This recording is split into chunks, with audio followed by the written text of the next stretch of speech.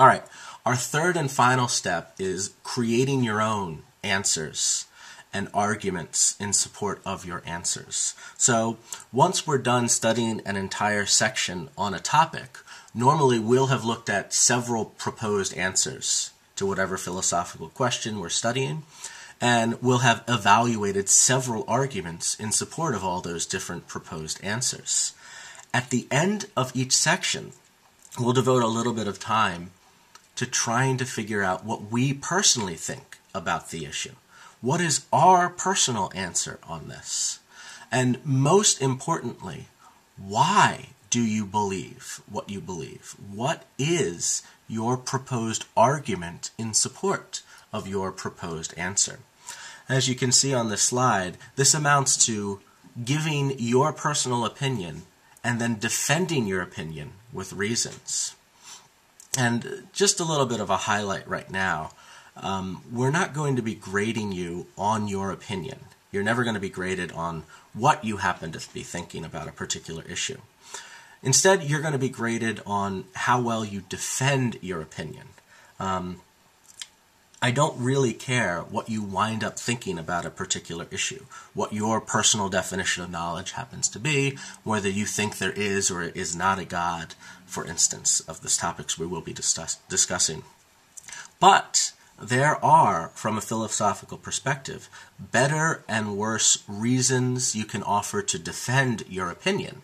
And that's one of the skills we're going to be learning. What counts as a good reason to support what you believe? What counts as a not so good reason to support what you believe?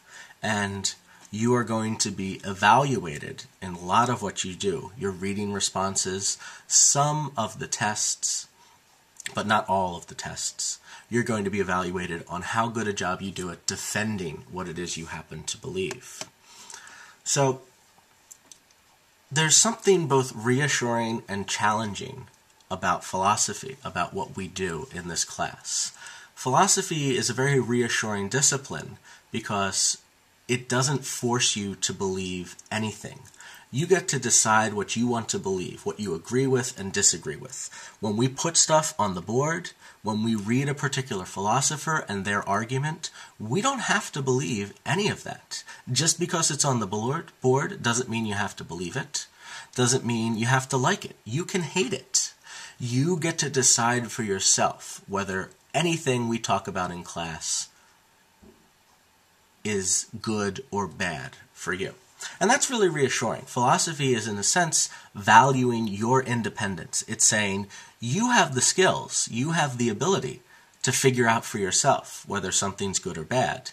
You get to decide as a result of that. Philosophy really values this independent style of thinking. Now, on the other hand, philosophy is challenging as well, because while you do get to decide whatever it is you want to believe,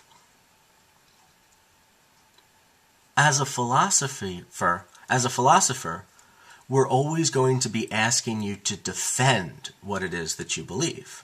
So you can raise your hand in class and say, well, I happen to think this and I disagree with this author.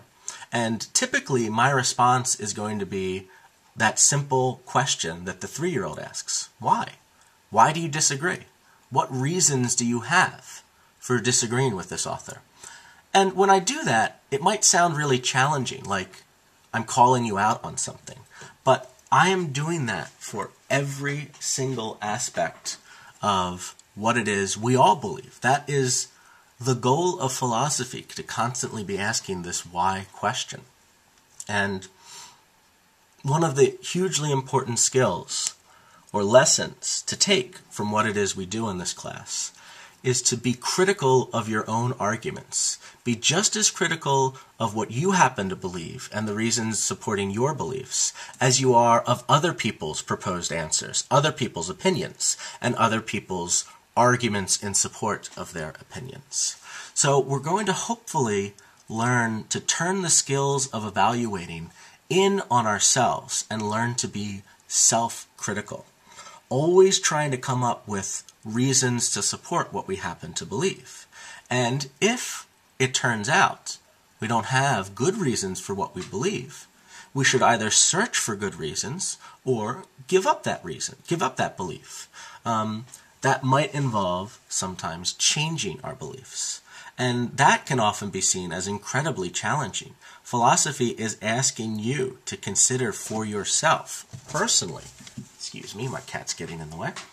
Philosophy is asking whether you personally, for yourself, can live with yourself and having bad reasons for what you believe.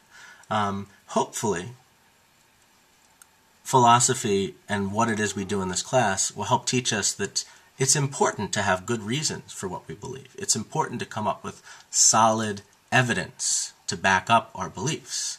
And that's the ultimate goal, to try to, at every point possible, validate what we believe with legitimate evidence or legitimate reasons. And this actually winds up being a more difficult task than you think.